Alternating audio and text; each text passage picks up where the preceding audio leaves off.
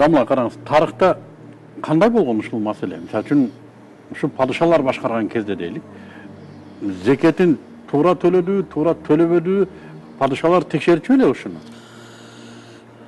Бул фик боюнча, шариат боюнча негизи шаарга киргенде ар бир ушундай соодагерден закеттерин алып турганда, кааласа каалабаса. Соодага келип аткан киши. Алдын ала. Себеби Пайгамбар саллаллаху алейхи вассаламдан кийин Хазрати Абу Бакр Сиддик халфатка отурат. Ошо Хазрати Абу Бакр Сиддик айткан: "Эгер силер мурда Расулуллахтын барбагында бир козуну закатка берип жүргөн болсоңор, ошону Расул өтүп кетти эми деп мага бербей койсоңор, мен силерни согушуп болсо да, урушуп болсо да, мажбурлап болсо да аламын" деген да. Бул закат шариаттын акысы. Муну мажбур түрүндө да алса боло берет да негизи. Мажбур түрүндө алганга мүмкүнчүлүк бар экен. Мен бир нерсени эскертип коеюн, урматтуу коноктору, эгер бизге телекөрүүчүнүн коңгуроосу түшсө, мен сөзүңөрдү бөлөм. Капа болбойдуңар. Бизде бир коңгуроо бар экен. Алло. Алло. Айта бериңиз. Алло. Ассаламу алейкум. Алейкум салам. Мен Ноокат районунун Көбүрөк айылдан телефон чалбаттым эле.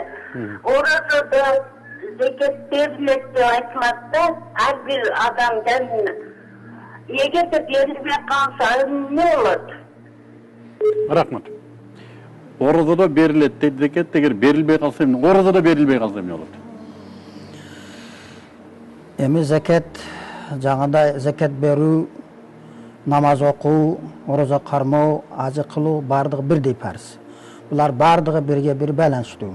Бирин аткарып, бирини аткарбай койсо, аткарган нерсеси да кабыл болбой калат да. Эгер закат бере турган болсо, сөз ошо закатты бериш керек. Анын оразасы кабыл болот. Же закат бере турган болсо, закатын берсе анын намазы кабыл болот да. Ошол себептен ошол эгер убактысы келген болсо, ошол учурга жеткен болсо, сөз бериш керек да закаттан. Дамла, муногу закат сөзсүз оразада төлөш керекпи? Закат мисалы жаңа айттык 120 миң сом акчасы болсо, азыр шу күнү бар.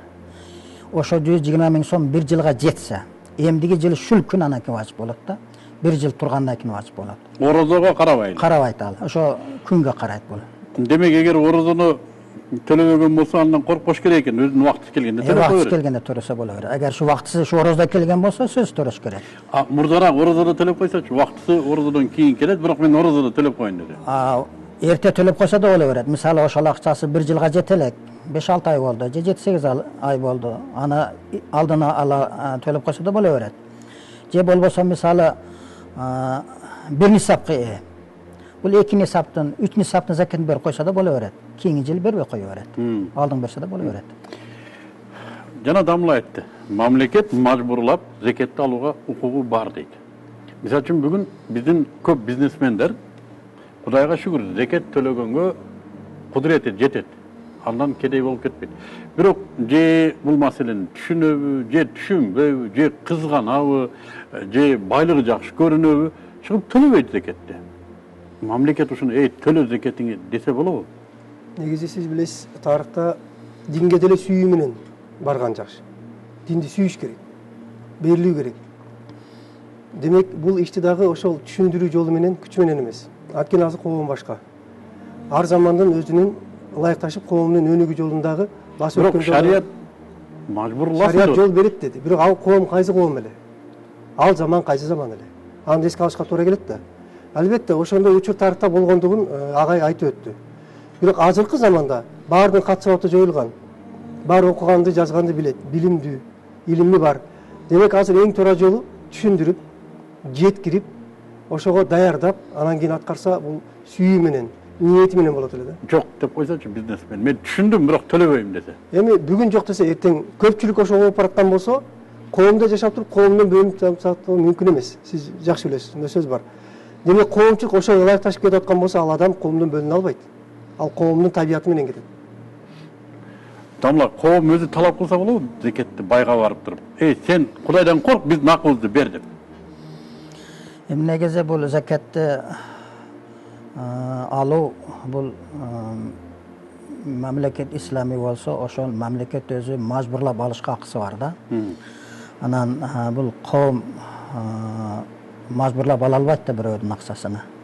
күчү да жетпейт. Жок, эми Мажбурлашкан коркутуп кыса да мындай, жок. Кудайдан корк, могу кедей кыйналып атат. Сен бер буга зекетти дейишке укугу бар. Албетте укугу бар, болот. Мисалы үчүн биз азыр байларды айтсак болобу? Болот. Паланча бай, пустанча бай, заводуң бар, сенин кениң бар. Мынча зекет төлөшүң керек, төлөп кой деп айтсак болобу? Бул деле мисалы дават катары болот да, түшүндүрүп, дават кылып мисалы ушунча акчага ушунча мисалы Аллах Таала да айтат да, силердин колуңардагы акчалар баары меники дейт. Силер ойлобогула мен өзүм таптым деп. Мен берсем ошо акча силердин колуңарда болот. Мен бербесем ал төбөңнөн жер казсаң да сенин эч кандай байлыгың болбойт дейт. Силер кайралы ошо мен берген мен акчамды эле силер мага бересиңер, Аллахтын жолуна бересиңер. Ошондой болгондон кийин биздин колубузда канча акча болсо да ал Аллах Тааланын өзүнүкү. Ошо Аллах Тааланын акчасын эле кайра биз Аллах жолуна беребиз. Ошого дагы Аллах Таала сооп берет.